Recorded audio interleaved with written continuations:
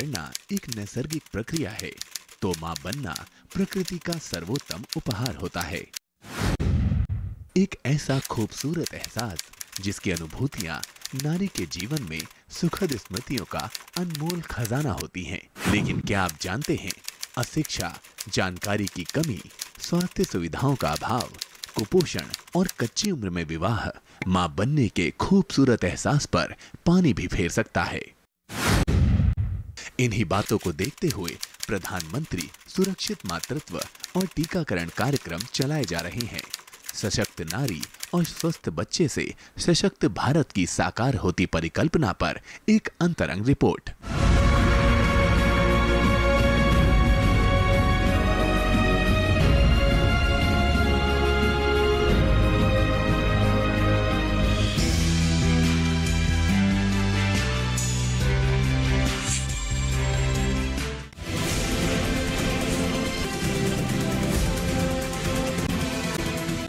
कहते हैं कि माँ बनना एक औरत के जीवन का सबसे महत्वपूर्ण और खूबसूरत हिस्सा होता है और हर माँ ये चाहती भी है कि उसका प्रसव सुरक्षित हो।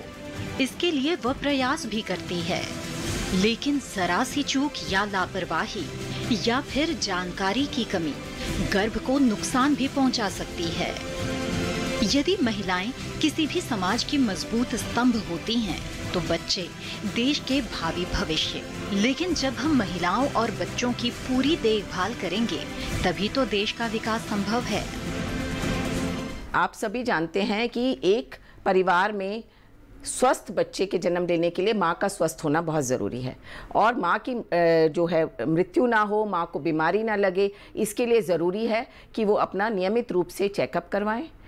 कोई बीमारी हो उसकी जांच करवाएं, उसको ठीक करवाएं, उसका इलाज हो और बच्चे की ग्रोथ या बच्चे का ठीक से बढ़ रहा है कि नहीं ये देखें। हमारे देश में मातृत्व मृत्यु दर की अधिकता को देखते हुए सुरक्षित मातृत्व स्वास्थ्य सेवाओं की शुरुआत की गई है। अब सुरक्षित मातृत्व हर गर्भवती का अधिकार है। ज्यादातर मातृ मृत्यु की वजह बच्चे को जन्म देते वक्त अत्यधिक रक्तस्राव के कारण होती है। इसके अलावा इन्फेक्शन, असुरक्षित गर्भपात या ब्लड प्रेशर भी मुख्य कारण होते हैं। एक महिला की जीवन में जो सबसे बड़ा खतरा रहता है वो गर्भावस्था के दौरान है और बच्चा पैदा करने के दौरान है। एक सुरक्षित मातृत्व और एक नया बच्चा पैदा करना एक पुनर्जन्म के बराबर है। अगर 500 मिलीलीटर से ज़्यादा ब्लड महिला का बच्चा होने के बाद जाता है तो उसको पीपीएच कहते हैं, पोस्टपार्टम हेमरेज, और ये ऐसी स्थिति है जिसमें माँ की जान जाने के बहुत ज़्यादा खतरे रहते हैं। आप देखें तो हमारी मातृ मृत्यु दर अगर महिला जो है 19 साल से पहले गर्भवती हो जाती है तो बहुत ज़्यादा होती है, उनमें कॉम्प्लिकेशंस बहुत ज़्यादा होती हैं। एक तो ब्लड प्रेशर की बीमारी ज़्यादा होती है, खून की कमी होती है और उसके अलावा जब प्रसव होता है उसमें प्रसव में बहुत कॉम्प्लिकेशंस हो जाती हैं क्योंकि उनकी हड्डियाँ जो हैं, नीचे की हड्डियाँ जो हैं पूरी तरह से बनी नहीं होती हैं, तो उसमें प्रसव में मुश्किल होती है। प्रसव में बच्चे की भी मौत हो सकती है और माँ को भी परेशानी हो सकती है। तो ये बाल विवाह, इसीलिए हम लोगों ने कहा है कि हमारी सरकार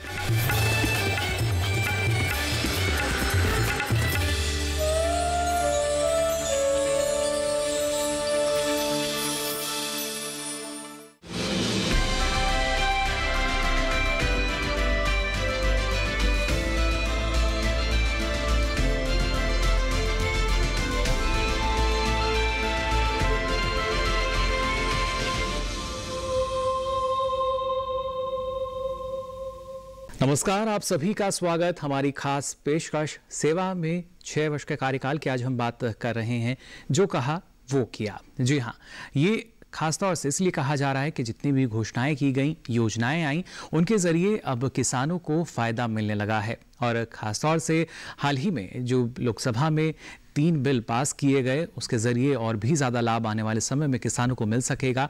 और ये एक परिकल्पना है एक देश एक बाज़ार की, जो इन तीनों बिलों के पास होने के बाद से और साकार सी होती अब नज़र आ रही है, जिसके चलते जो हमारे किसान हैं उनको बेहतर भाव मिलेगा। और अभी तक समस्या रहती थी बिचौलियों की या दूसरी समस्याएं, या हम कह सकते हैं तकनीकी रूप से जो किसान हैं इतने सक्षम नहीं थे, अब उनके लिए तमाम सुविधाएं जो हैं उनके गांव तक पहुंचाने की कोशिश की जा रही है। फिर चाहे कृषि अवसंरचना कोष की बात की जाए या फार्म गेट पर जब हम कहते हैं सुविधाएं, जो फैसिलिटीज़ हैं वो किसानों को मिलनी शुरू हो जाएंगी। और उसी के तहत जो हमारी जो 3 बिल हैं जो हाल ही में पास हुए हैं, ये काफ़ी महत्वपूर्ण हैं, जिसके ज़रिए ना सिर्फ हम कह सकते हैं जो किसान हैं उनका अधिकार उनके पास रहेगा, और साथ ही जो उपज है, फसल है, उसका बेहतर भाव उन्हें मिल सकेगा। इन तीनों बिलों को लेकर खासतौर से हम चर्चा करेंगे, विस्तार से आपको जानकारी देंगे। और इसके लिए हमारे साथ विशेषज्ञ आज मौजूद हैं, हमारे खास मेहमान, उनसे आपका परिचय करा देते हैं। हमारे साथ मौजूद हैं डॉक्टर सुरेश पाल जी, आप निदेशक हैं NIAP में। साथ ही हमारे साथ जुड़े हैं विजय सरदाना जी, आप कृषि बाजार के जानकार हैं। आप दोनों का बहुत बहुत स्वागत हमारी इस खास पेशकश में। और चलिए कार्यक्रम की हम शुरुआत करें, उससे पहले नजर डाल लेते हैं इस खास रिपोर्ट पर।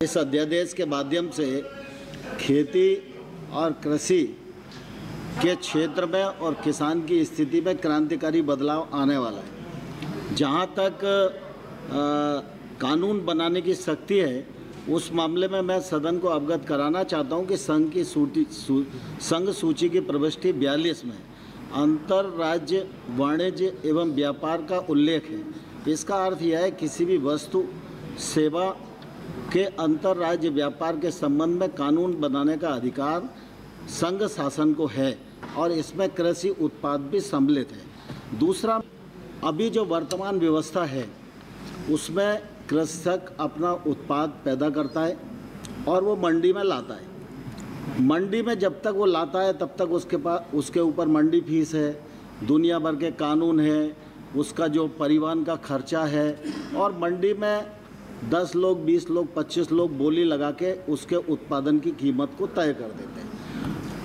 अब अगर ये अध्यादेश अधिनियमित हो जाएगा तो निश्चित रूप से किसान को इस बंधन से मुक्ति मिलेगी। किसान जब फसल अपनी मंडी में किसी व्यापारी को बेच देता है तो व्यापारी उस फसल का क्या करेगा, कहाँ बेचेगा, कितने भाव पर बेचेगा, किस राज्य में बेचेगा, ये व्यापारी को तो पूरी आज़ादी है। लेकिन किसान जो देश का सबसे बड़ा उत्पादन करता है, उसको अपने उत्पादन का बेचने का मूल्य तय करने का, स्थान तय करने का, कैसे बेचेगा ये तय करने का आज तक अधिकार नहीं था। मैं समझता हूँ इस अध्यादेश के माध्यम से ये आज़ादी पूरे देश को मिलने वाली है। मैं आपके माध्यम से माननीय अध्यक्ष महोदय, देश भर के किसानों को, राजनीतिक दल के नेताओं को, सभी को यह आग्रह करना चाहता हूँ कि यह जो अध्यादेश है जिसको आज संसद में प्रस्तुत किया जा रहा है, इससे APMC एक्ट पर कोई फर्क नहीं पड़ेगा। राज्य अगर चाहेगा तो मंडियां चलेगी, राज्य का अपना एक्ट है। मंडी की परिधि के बाहर जो ट्रेड होगा वो इसके माध्यम से कवर होगा। दूसरा, जिस प्रकार की बात कही जा रही है कि वो MSP पर फर्क पड़ेगा और फलाना कमेटी की रिपोर्ट है, मैं सरकार की ओर से ये कहना चाहता हूँ, MSP है, MSP रहेगी, MSP पर कोई फर्क आने वाला नहीं है।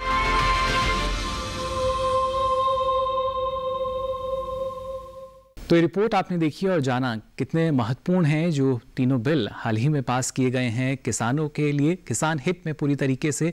और इस बारे में सबसे पहले डॉक्टर सुरेश आपसे हम जानना चाहेंगे, क्योंकि जो हाल ही में बिल पास हुए हैं, किस तरीके से आप इनको देखते हैं? देखिए, इससे पहले हम इन कानूनों की बात करें, मैं एक दो बात और कहना चाहूँगा। उसमें सबसे पहली बात यह है कि जिस हिसाब से, जिस गति से हमारी कृषि ने तरक्की की है, उस गति से हमारी जो कृषि बाजार व्यवस्था है उसने तरक्की नहीं की है, उसमें बदलाव नहीं आए हैं। और यही वजह रही है कि सरकार ने बार बार इस कृषि बाजार व्यवस्था को सुधारने की कोशिश की है। उसमें सबसे पहले इन्होंने किया राष्ट्रीय कृषि बाजार को, उसको इन्होंने शुरू किया, वो अब काफ़ी प्रचलित प्रचलित है।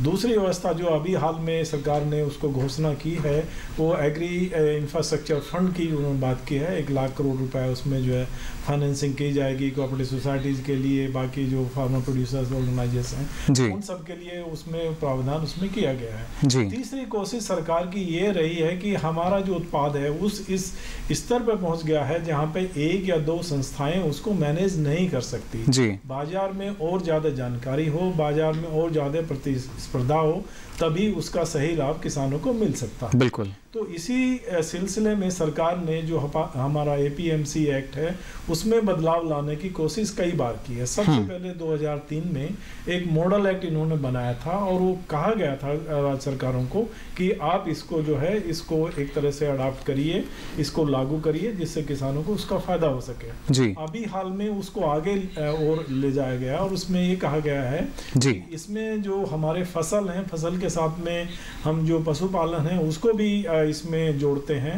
और एक नया एक्ट APLM एक्ट जिसको हम बोलते हैं 2017 वो बनाया गया और वो मॉडल एक्ट बनाया गया और उसमें फिर राज्य सरकारों को कहा गया कि आप इसको जो है अडॉप्ट करिए जिससे जो हमारी बाजार व्यवस्था है उसमें बदलाव आए। जी बिल्कुल। लेकिन इन दोनों ही प्रयासों में उतनी सफलता सरकार को नहीं मिली जितनी उम्मीद थी। कुछ राज्य सरकारों में हो सकता है कुछ अपनी उनकी परेशानियां हो या कोई अपना उनका रीजन वो सामंजस्य यानी नहीं बैठ पाया था, सामंजस्य नहीं हो पाया। तो जो एक इच्छा थी बदलाव लाने की कृषि बाजार व्यवस्था में वो नहीं हो पाई।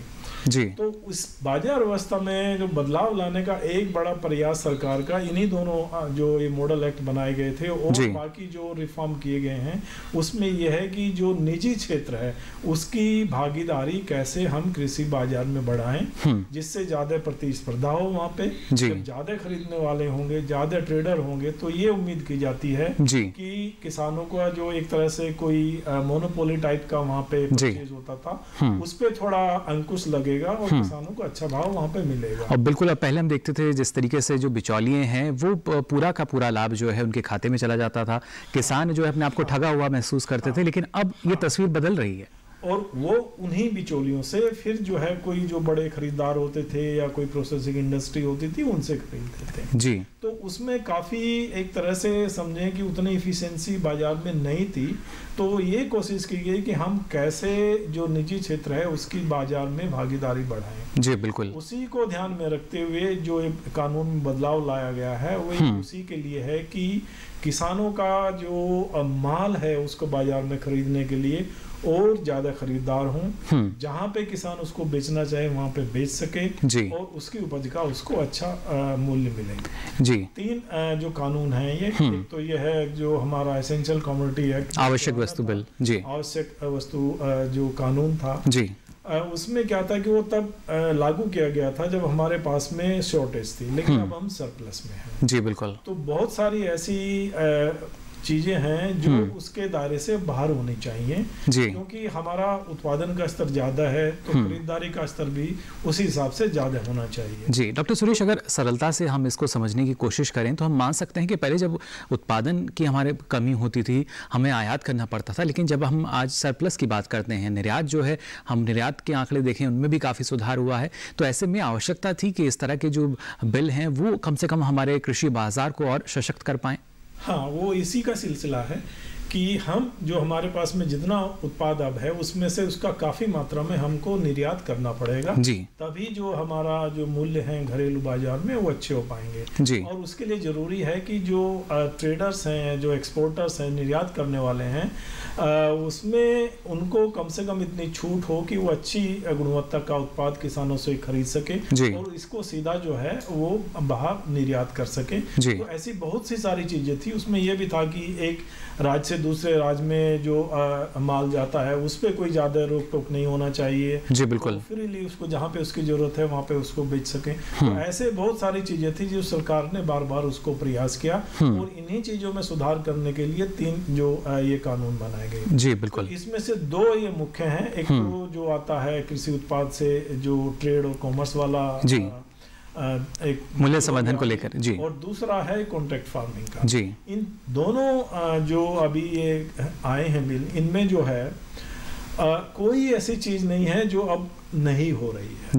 ये एक हकीकत है कि बहुत सारा उत्पाद वो एपीएमसी जो मार्केट है उनसे बाहर बेचा जाता है जी। उसमें ज़्यादातर आते हैं हमारे फल, उसमें प्री हार्वेस्ट कॉन्ट्रैक्टर वगैरह खरीदते हैं और लोग भी खरीदते हैं। लाइव स्टॉक तो सारा मार्केट के बाहर ही होता है। जी, बहुत बिल्कुल। सारी ऐसी वस्तुएं हैं जो किसानों का माल है जो बाजार के बाहर होता है। दूसरा जो है कॉन्ट्रैक्ट फार्मिंग से संबंधित है, उसमें किसान के साथ में एक तरह से अनुबंध होता है जी। जो प्रोसेसिंग इंडस्ट्री है या बड़े ट्रेडर्स हैं या एक्सपोर्टर्स हैं वो अनुबंध करते हैं कि आप हमें इस गुणवत्ता का ये माल हमको सप्लाई करिए और आपका जो प्राइस है उसको हम लिंक करेंगे, या तो बाजार से लिंक करेंगे, उससे बल्कि बेहतर ही देंगे जी। तो इस तरह का भी काफी प्रचलन हमारे देश में है। न्यूनतम समर्थन मूल्य पिछले सालों के मुकाबले भी अगर देखा जाए तो उसमें मान सकते हैं लगातार वृद्धि की जा रही है। जहाँ तक एमएसपी की बात करते हैं तो एमएसपी पिछले सालों से जो वर्तमान सरकार के समय में हुआ है तो काफ़ी एमएसपी में तो घोषणा ही की थी कि एक हमारी नीति होगी, हम लागत का 1.5 गुना एमएसपी किसानों को देंगे और उसमें काफ़ी बढ़ोतरी भी हुई। खासतौर से देखा जाए जो हमारे मोटे अनाज हैं उनका, दलहनों का, उसमें हमने काफ़ी सफलता भी पाई है। यानी हम कह सकते हैं जो कहा वो किया। हाँ, उसमें काफ़ी एक जो प्रॉमिस थे जी। वो सभी के प्रॉमिस थे तो उनमें उसमें एक तरह से एक्शन किया गया। बिल्कुल। हाँ, हो सकता है कुछ जगह रहा हो कि एमएसपी जो था वो किसानों को शायद कहीं किसी बाजार में, किसी क्रॉप में, किसी समय में शायद ना मिला हो, उसके हो सकते हैं, अधिक जानकारी मेरे पास में नहीं। बिल्कुल, क्योंकि डॉक्टर सुरेश कभी कभी हम देखते हैं राज्यों की तरफ से भी जो तालमेल है वो नहीं हो पाता। दिशा एक पूरी बाजार व्यवस्था को मिली है। जी, बाजार व्यवस्था की हम यहाँ बात करते हैं तो डॉक्टर सुरेश हम बात करते हैं एक देश और एक बाजार की जो परिकल्पना है, क्या इस राह पर हम मान सकते हैं अब आगे बढ़ रहे हैं इन जब से 3 बिल आए हैं उसके साथ साथ? हाँ, ये प्रयास तो उसी दिशा में है कि एक राष्ट्र है, एक बाजार हो जी। और उसमें क्या होता है ना कि जब अलग अलग बहुत सारे उसमें रुकावट होती हैं, इंटरेस्टेड मूवमेंट में होती हैं, अलग अलग टैक्सेस होते हैं, अलग अलग और बहुत सारी चीजें होती हैं, परमिट लेना होता है, तो ये सारी चीजें लागत को बढ़ाती हैं। इनकन्वीनियंस तो बढ़ती है, सुविधा होती है, लेकिन साथ में लागत को बढ़ाती है। बिल्कुल। उसमें यही किया गया कि एक देश है तो कोई व्यापारी कहीं भी खरीद सके, इसके लिए राष्ट्रीय कृषि बाजार जिसको हम बोलते हैं वो बनाया गया और उसके साथ में जो बाकी रेस्ट्रिक्शन थे उनको भी कम किया गया। उसका अगला स्टेप एक जो अभी कानून बने हैं तो मैं समझता हूं कि ये जो है उसी दिशा में एक प्रयास है। यानी हम मान सकते हैं घरेलू बाजार से वैश्विक बाजार की तरफ ले जाने के लिए काफ़ी महत्वपूर्ण है हर स्तर पर किसानों के लिए सुविधाएं मुहैया कराई जाएं और इसके लिए केंद्र सरकार पूरी तरीके से हमें नजर आती है। हर एक महत्वपूर्ण कदम इसी दिशा में उठाया जा रहा है। डॉक्टर सुरेश पाल, आपका बहुत बहुत शुक्रिया इस तमाम जानकारी के लिए। इतनी महत्वपूर्ण जानकारी आपने हमारे दर्शकों के साथ साझा की। और फिलहाल हमारी खास पेशकश में वक्त हो चला एक छोटे से ब्रेक का। आप बने रहिए दूरदर्शन किसान पर।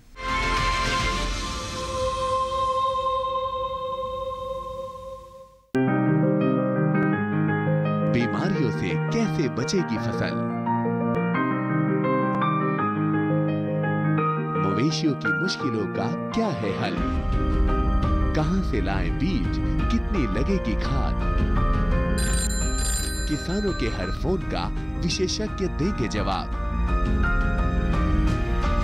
देखिए हेलो किसान लाइव सोमवार से शुक्रवार शाम 6 बजे।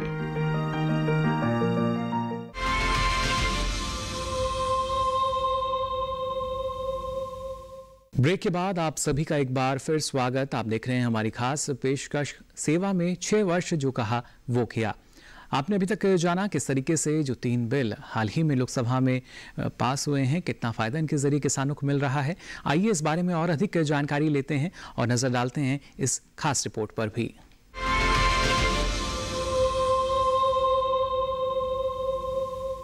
इस व्यापार और वाणिज्य विधेयक को हम लेकर आ रहे हैं, यह किसान को बांधने वाला विधेयक नहीं है, यह किसान को स्वतंत्रता देने वाला विधेयक है। इस विधेयक में इस बात का प्रावधान है कि करार करते समय भूमि से संबंधित कोई भी करार नहीं होगा।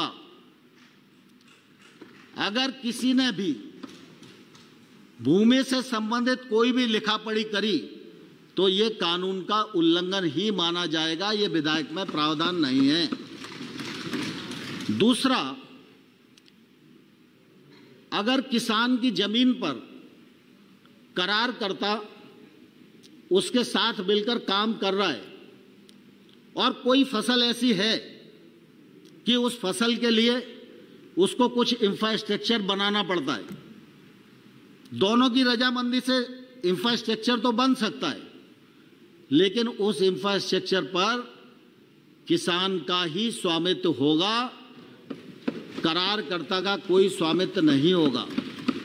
जिस दिन करार खत्म होगा उस दिन करारकर्ता या तो अपने इंफ्रास्ट्रक्चर को उखाड़ कर ले जाएगा, और अगर वो उखाड़ेगा नहीं तो किसान ही उसकी भूमि का मालिक है, वो उस अधोसंरचना का भी मालिक हो जाएगा।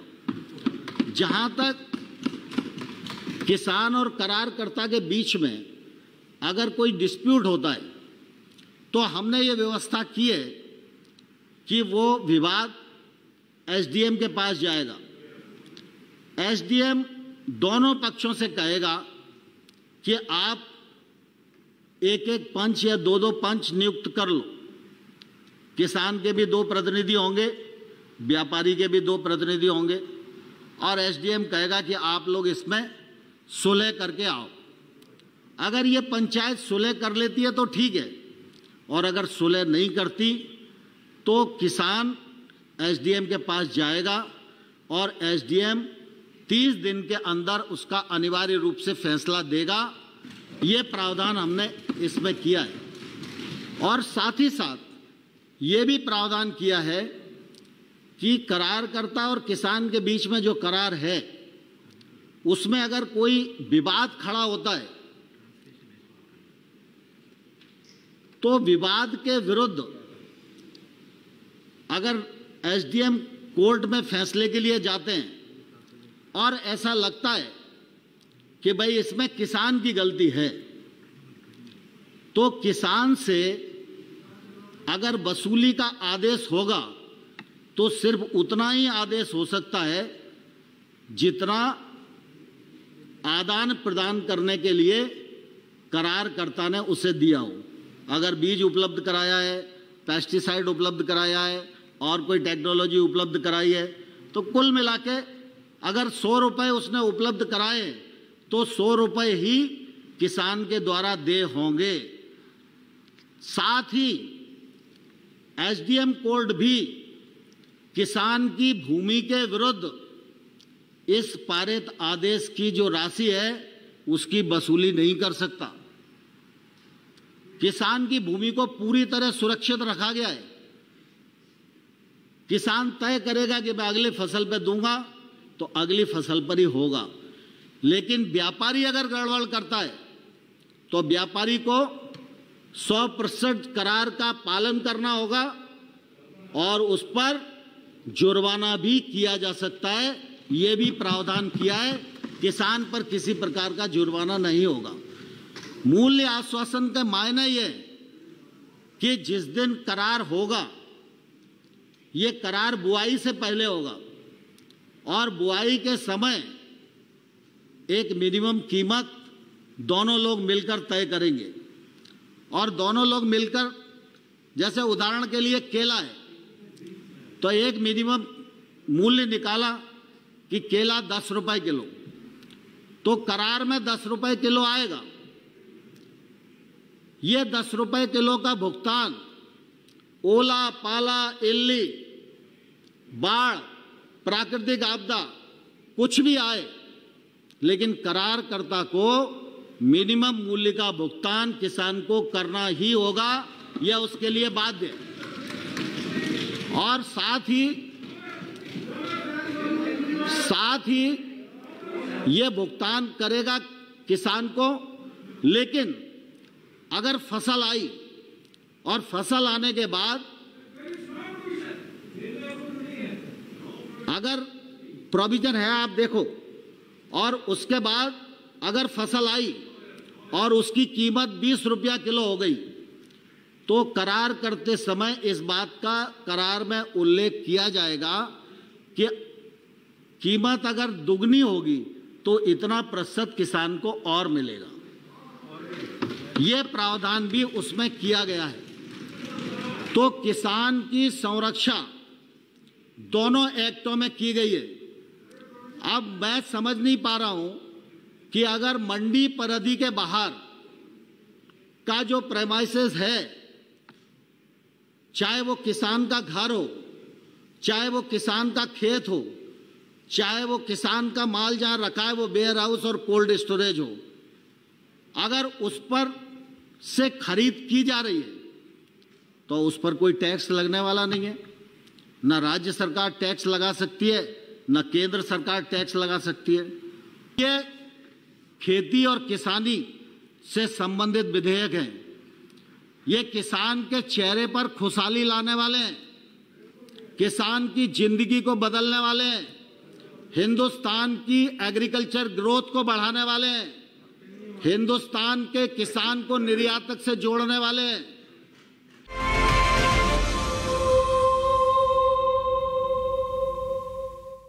तो ये रिपोर्ट आपने देखी। साथ ही इस बारे में भी हमारे साथ जो कृषि बाजार के जानकार हैं विजय सरदाना जी, इस बारे में विजय जी आपसे भी हम जानना चाहेंगे किस तरीके से जो बिल हैं किसानों को सीधे तौर पर फायदा पहुंचाएंगे। विजय जी, यहाँ सबसे पहले आपसे हम जानना चाहेंगे, क्योंकि अगर खास तौर से बात हम कृषि उपज व्यापार और वाणिज्य की करते हैं, ये जो बिल जिस तरीके से पास किया गया और यहाँ पर कहीं ना कहीं संभावनाएं ढूंढने की कोशिश लगातार केंद्र सरकार की रही है जो कि किसानों के हित में हो, आप किस नजरिए से देख रहे हैं इसको? देखिए, ये जो 3 कानून सरकार लाई और खासकर जो ट्रेड बिल लेके आई है, ये किसानों की डिमांड पिछले 30-40 साल से थी जी। आप किसी भी किसानों के ज्ञापन को उठा लीजिए, किसानों की मांगों की चार्टर को उठा लीजिए, हर किसान नेता ने पिछले 30 से 40 साल में एक ही बात कही थी कि हमें मंडियों से, बिचौलियों से मुक्त करा दिया जाए जी। आज जब सरकार ने ये कदम सरकार जनता की और किसानों की डिमांड पे उठाया है तो ऐतराज क्यों हो रहा है, मुझे तो ये बात समझ नहीं जी। बिल्कुल। दूसरा सवाल जो मैं हमेशा हर आदमी से पूछता हूं कि जब एज ए कंज्यूमर मैं किसान के सामान का 50 रुपए दिल्ली में दे रहा हूं, उस सामान की कीमत जो है किसान को 5 रुपए पहुंच रही है जी, ये बीच में 45 रुपए रख कौन रहा है? कौन लोग हैं जो ना पैदा कर रहे हैं ना कंज्यूम कर रहे हैं, फिर भी 45 रुपए अपनी जेब में डाल रहे हैं? ये लोग कौन है? ये कहां से आए जी? इनको किसने अधिकार दिया? तो जो हमारा अभी तक सिस्टम जो चलता रहा है वो किसानों के हित में नहीं था जी। यानी एक शुद्ध लाभ जो है वो किसान के पास पहुंच सकेगा निश्चित रूप से जी। वो मेरे से डायरेक्ट डील करेगा, बीच में कोई उसका हिस्से की मांग करने वाला कोई नहीं होगा, कोई बीच में दलाली नहीं करेगा, तो निश्चित रूप से जैसे आज हम डायरेक्ट बैंक ट्रांसफर कर रहे हैं जी, दलाल नहीं है, तो किसानों के बैंक अकाउंट में जो सरकार पैसा भेज रही है वो पूरा पहुंच रहा है जी। इसी तरह से जब किसान कंज्यूमर से डायरेक्ट डील करेगा, बायर से डायरेक्ट डील करेगा, तो जो बायर पैसा देगा वो सीधा किसान के हाथ में देगा जी। बिल्कुल विजय जी, किसान को मिलेगा जी। और अगर देखा जाए, क्योंकि पिछले कई सालों की भी अगर बात की जाए, जो तमाम योजनाएं आती हैं किसानों के हित में हैं, और शुरुआत में हम देखते हैं कि किसी वजह से एक विरोधाभास या इस तरह की भ्रांति फैला दी जाती है कि ये सही नहीं है, लेकिन बाद में हम अगर देखा जाए जो परिणाम है वो काफ़ी सकारात्मक आते हैं और किसान खुद कहते हैं, जैसा आपने कहा कि एक मांग हमारी चली आ रही थी और वो पूरी हुई, उसका फायदा हमें मिल रहा है। बिल्कुल सही है।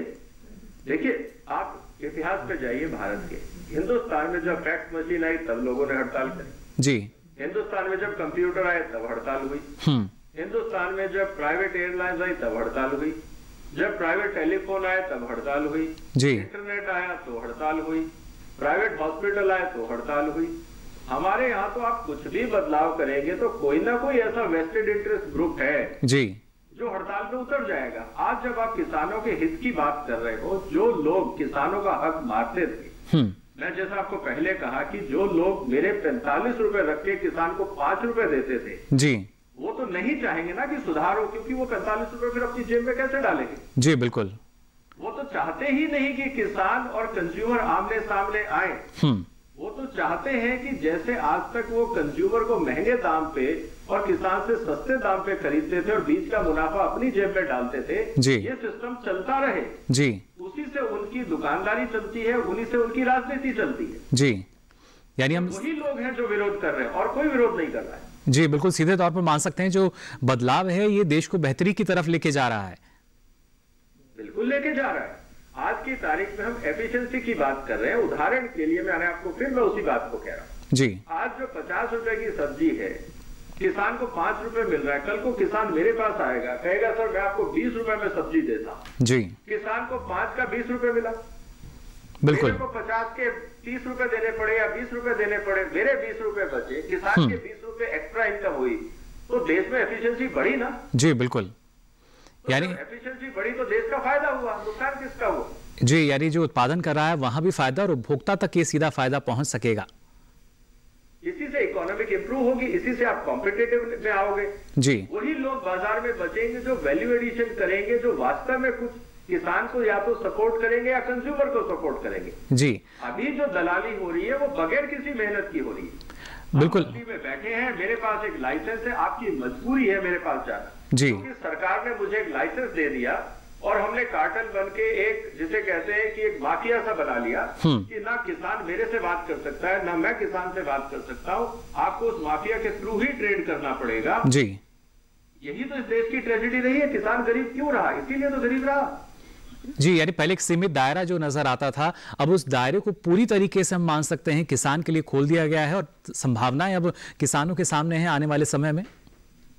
बिल्कुल है, क्योंकि आज सबसे अच्छी बात क्या होगी जी, जब किसान मेरे पास सब्जी लेके आएगा। मान लीजिए आज वो टमाटर लेके आता है, तो मैं उसको क्या बोलूंगा कि भाई तुम टमाटर तो लिया यार, अच्छा प्याज भी ले आओ, अच्छी अदरक भी ले आओ, अच्छी गेहूं भी दे सकते हो क्या, अच्छा तिलहन भी दे सकते हो क्या। किसान को पता लगेगा कि कंज्यूमर क्या चाहता है और वो किसान उस हिसाब से प्रोडक्शन करेगा। अगली बार जब वो मेरे से आएगा, कहेगा सर इस बार मैंने सरसों बोई, आपको चाहिए तो मेरे को बताना, मैंने इस बार मूली बोई, आपको चाहिए तो बताना, या मैंने आपके लिए कुछ और उगाया है, आपको चाहिए तो बताना, तो मैं भी कहूंगा यार ले आना अगली बार।